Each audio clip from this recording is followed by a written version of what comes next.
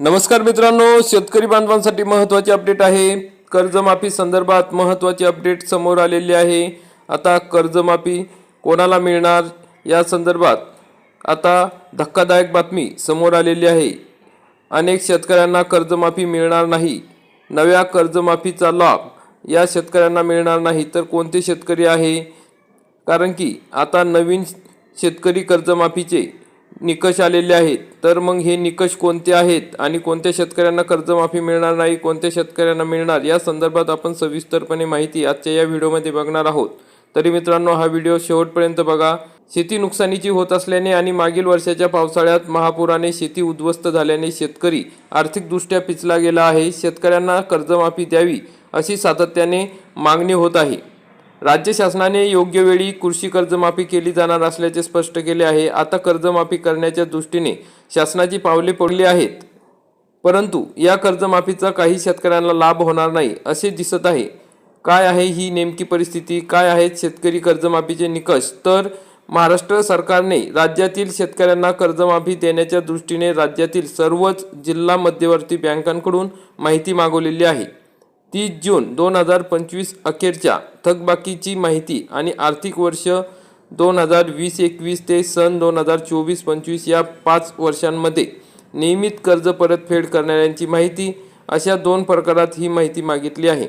त्यामुळे ही कर्जमाफी येणाऱ्या आर्थिक वर्षातील म्हणजेच 30 जून 2026 रोजी थकबाकीत जाणाऱ्या थकबाकीदारांसाठी नाही हे आता स्पष्ट झाले आहे।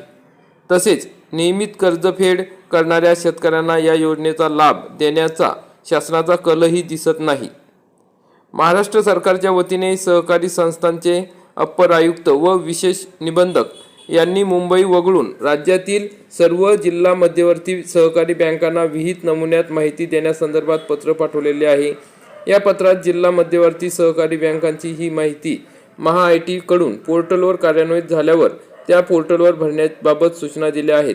राज्याचे माजी मुख्य सचिव व मुख्यमंत्र्यांचे आर्थिक सल्लागार प्रवीण परदेशी यांच्या अध्यक्षतेखाली कर्जमाफीचा अभ्यास करण्यासाठी उच्चाधिकार कर्जमाफी अभ्यास समिती नेमली। या समितीचे काम गेल्या 2-3 महिन्यापासून सुरू झाले आहे। राज्यातील शेती क्षेत्रात आणि शेतकऱ्यांच्या जीवनात आमूलाग्र बदल घडवून शेतकऱ्यांची थकीत कर्जाच्या विळख्यातून सोडवणूक करण्यासाठी आपत्कालीन व दीर्घकालीन उपाययोजना करण्याच्या अनुषंगाने ही समिती गठीत करण्यात आलेली आहे।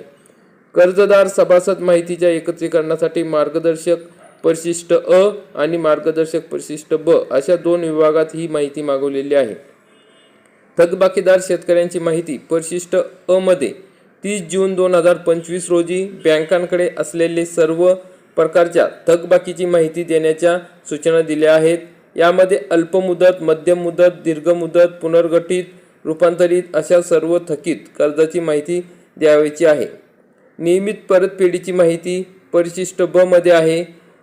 नियमित परतफेड करणाऱ्या कर्जदार सभासदांची माहिती मागितलेली आहे। यामध्ये आर्थिक वर्ष हे दिनांक 1 एप्रिल ते 31 मार्च अखेर धरून सन 2020-21, 21-22, 22-23, सन 23-24 आणि सन 24-25 या 5 आर्थिक वर्षांमधील नियमित कर्ज परतफेड करणाऱ्या शेतकऱ्यांची माहिती मागितलेली आहे। यामध्ये पीक कर्ज वाटप व वसुलीची माहिती द्यावयाची आहे।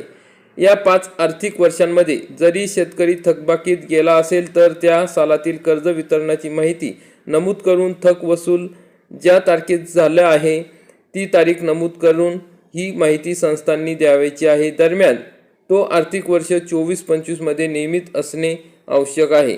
मित्रांनो, अशा पद्धतीने सरकारचे हे नवीन निकष या ठिकाणी दिसत आहे। परिशिष्ट ब आणि परिशिष्ट अ मध्ये या पद्धतीने हे वेगवेगळ्या स्वरूपात निकष लावण्यात आलेले आहे। सर्वप्रथम 30 जून 2025 पर्यंतचीच माहिती मागितलेली आहे।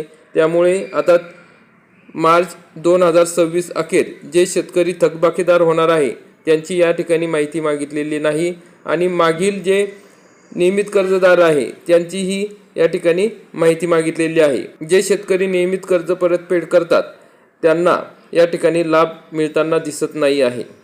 मित्रांनो, या समितीने संबंध महाराष्ट्रातील शेतकरी जीवनाचा अभ्यास करून शेतकऱ्यांच्या जीवनावर सकारात्मक परिणाम आणि बदल घडविणारा दीर्घकालीन उपाय योजनांचा अहवाल करावा अशा शेतकऱ्यांना अपेक्षा आहेत। हा अभ्यास अहवाल अशा पद्धतीने तयार करावा की शेतकऱ्यांवर आत्महत्या करण्याची वेळ येऊ नये, अशा भावना शेतकरी वर्गातून व्यक्त होत आहे। मित्रांनो, शेतकऱ्यांसाठी कर्जमाफी ही सरसकट करणे गरजेचे आहे। सरकारने नियमित कर्जदार तसेच थकीत कर्जदार सर्वांची कर्जमाफी करणे आवश्यक आहे। तर मित्रांनो, अशा पद्धतीने बँकांकडून ही माहिती मागवली जात आहे। नवीन कर्जमाफी योजनेत अशा पद्धतीने आता निकष या ठिकाणी ठरवण्यात जात आहे। त्यामुळे मित्रांनो, आता अनेक शेतकरी या ठिकाणी अपात्र होतात की काय अशी भीती समोर येत आहे। हा धक्कादायक निर्णय आहे, तरी सरकारने यावर सारासार विचार करून सर्व शेतकऱ्यांना सरसकट माफी द्यावी। तर मित्रांनो, या कर्जमाफीसाठी फार्मर ID हे महत्त्वाचे असणार आहे। अजूनपर्यंत शेतकऱ्यांनी जर फार्मर ID काढले नसेल तर फार्मर ID काढून घेणे खूप गरजेचे आहे। तर मित्रांनो, अशा पद्धतीने महत्त्वाची अपडेट होती। व्हिडिओ आवडल्यास व्हिडिओला लाईक करा, चॅनलला सबस्क्राईब करा। धन्यवाद।